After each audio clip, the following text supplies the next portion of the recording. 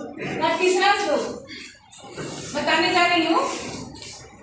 पहले उच्चारण करती हूँ, उसके बाद आप लोगों को अर्थ बताऊंगी। लुब्धस्य नश्यति यशः पिशुनस्य मैत्री नष्ट क्रियस्य कुलमार्थ परस्य धर्मः विद्याफलं व्यसनिनः कृपणस्य सौख्यं राज्यं प्रमत्त सचिवस्य नराधिपस्य। मैं फिर से उच्चारण करती हूँ। लुब्धस्य नश्यति यशः पिशुनस्य मैत्री नष्ट क्रियस्य कुलम अर्थपरस्य धर्मः विद्याफलं व्यसनिनः कृपणस्य सौख्यं राज्यं प्रमत्त सचिवस्य नराधिपस्य। अब इसका पहले इसको मैं समझाने की कोशिश करती हूँ आप लोग को। लुब्धस्य नश्यति यशः, लुब्धस्य मतलब लोभी। जो लोभी होते हैं उनका लोभी का यश नाश हो जाता है, नष्ट हो जाता है। लोभी का यश नष्ट हो जाता है।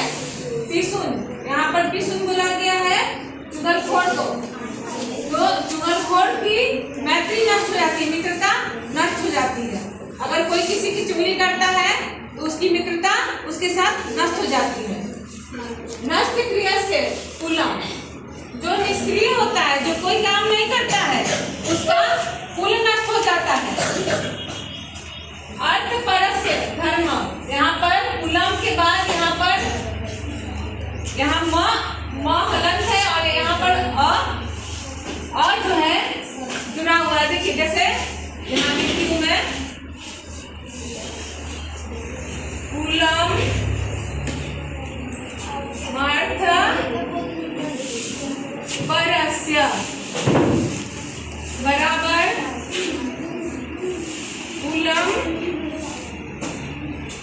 जोड़ अर्थ जोड़ परस्य। ये जो कुलम है यहाँ पर आया है, उसके बाद यहाँ अर्थ परस्य है, ठीक है ना। अर्थ परस्य मतलब दूसरे का धन। जो निष्क्रिय होते हैं उनका कुल नष्ट हो जाता है, और जो दूसरे का धन अपने पास रख रहे हैं, दूसरे का धन हर समय उसका ही प्रयोग करते हैं, दूसरे के धन का अपना धन का प्रयोग नहीं करते हैं या दूसरे से मांगते हैं, उनका धर्म नष्ट हो जाता है, ठीक है। विद्याफलम व्यसनिनः, जो व्यसनी होते हैं, जो बुरी लत वाले होते हैं, व्यसनी किसको बोला गया? बुरी लत वाले को। हाँ, उसका विद्या का फल नष्ट हो जाता है। जितना भी वो विद्या पाता है उसका सारा फल नष्ट होते जाता है। कृपणस्य सौख्यम, जो कृपण बोला गया कंजूस को, जो कंजूस है उसका सुख नष्ट हो जाता है। राज्यम प्रमत्त सचिवस्य नराधिपस्य, प्रमत्त सचिवस्य, प्रमत्त मतलब आलसी, आलसी सचिव वाले, नराधिपस्य मतलब नराधिपस्य किसको बोला गया? राजा को, ठीक है ना। आलसी सचिव वाले राजा का क्या होता है? राज्य नष्ट हो जाता है। तो इस तरह से ये जो श्लोक है इसका अर्थ मैं आप लोग को बताई हूँ। जहाँ आप लोग को नहीं समझ में आएगा वहाँ पर आप लोग पूछ सकती हैं, कहीं कोई दिक्कत नहीं है तो ठीक है। आगे बढ़ते हैं फिर हम लोग।